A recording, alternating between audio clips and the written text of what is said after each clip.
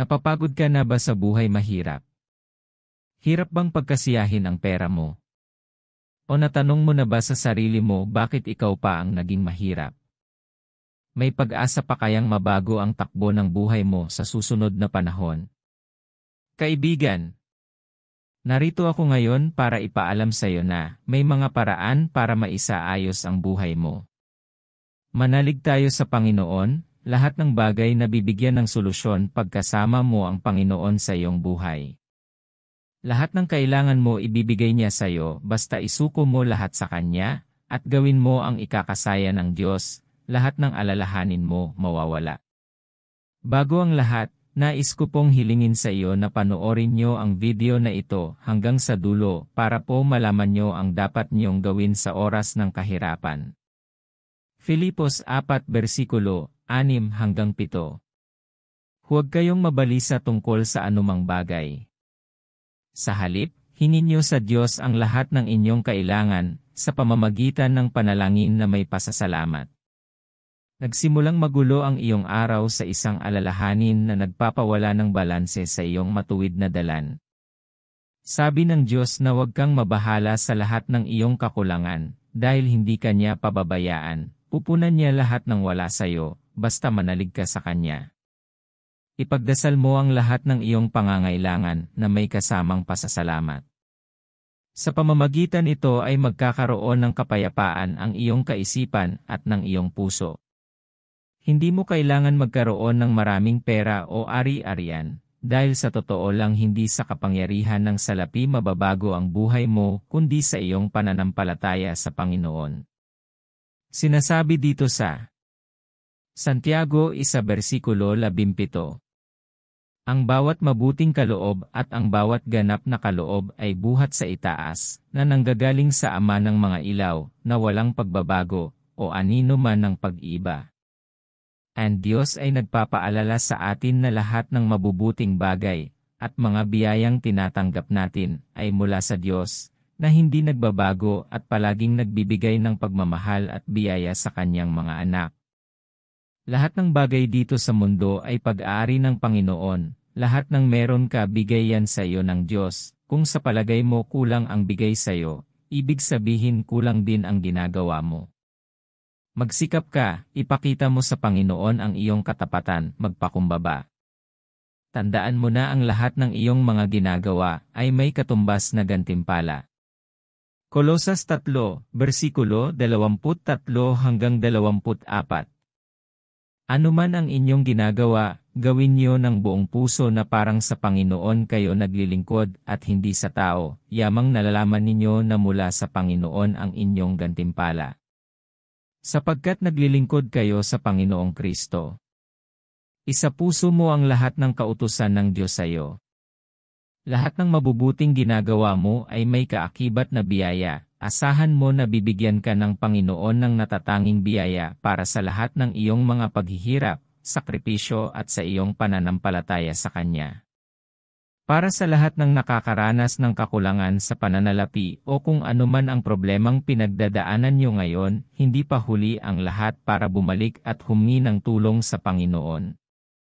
Dahil ang Diyos ay laging nandyan at naghihintay lang lagi sa iyo kung kailan mo gustong bumalik sa Kanya, at handang papasukin siya sa puso at buhay mo. Huwag kang mahiya sa lahat ng nagawa mong kasalanan sa Kanya. Humingi ka ng kapatawaran, dahil mapagpatawad ang Diyos sa lahat ng taong nagkasala.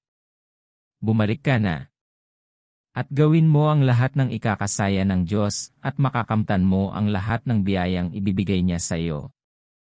Narito ang isang panalangin para patibayin ang iyong puso at gabayan ka sa lahat ng kinakaharap mo na hamon sa iyong buhay. Sabayan mo kaming manalangin para ang biyaya ng panalangin na ito mapasa iyo. Tayo'y manalangin ng taimtim ang isapuso natin ang lahat ng bibigkasin nating mga salita. Amang makapangyarihan sa lahat, kami ay lumalapit sa iyo ng may pusong mapagpakumbaba at puno ng pag-asa. Alam naming ikaw ang aming tagapagbigay, ang aming liwanag sa panahon ng kadiliman, at ang aming kalakasan sa oras ng panghihina. Sa gitna ng aming mga pinagdadaanan, lalo na sa kakulangan ng pera, ikaw lamang ang aming inaasahan. Panginoon, sa bawat araw na kami nababalisa at nag-aalala dahil sa kakulangan ng mga material na bagay, ipagkaloob mo sa amin ang iyong kapayapaan. Pawiin mo ang aming takot at alalahanin, at palitan mo ito ng pag-asa at pananampalataya sa iyong walang hanggang pag-ibig at kalooban. Tulungan mo kaming maging matatag at hindi matinag sa gitna ng pagsubok. Bigyan mo kami ng lakas upang harapin ang bawat araw ng may pananalig na ikaw ang magkakaloob ng aming mga pangangailangan. Huwag mo kaming pabayaan, Panginoon, at patuloy mo kaming gabayan sa landas na iyong ninanais para sa amin. O Diyos, ipakita mo sa amin ang mga pagkakataon at mga biyayang inilalaan mo, kahit sa mga simpleng bagay. Tulungan mo kaming makita ang kagandahan at kahalagahan ng bawat araw at ang biyaya sa likod ng bawat pagsubok.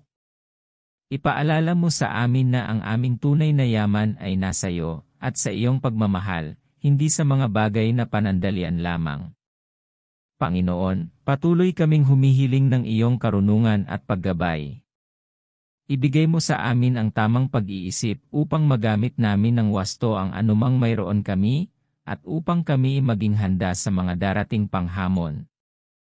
Tulungan mo kaming maging mapagpasalamat sa maliit man o malaking biyayang natatanggap namin.